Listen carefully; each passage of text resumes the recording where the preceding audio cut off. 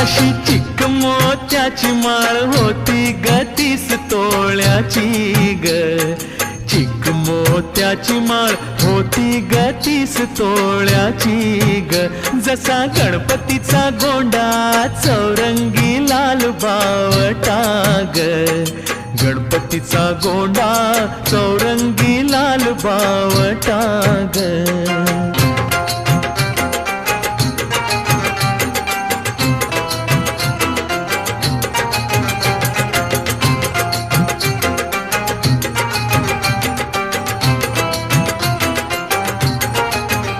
या चिकमाळेला रेशमी मौचार दोराग, या चिकमाळेला रेशमी मौचार दोराग.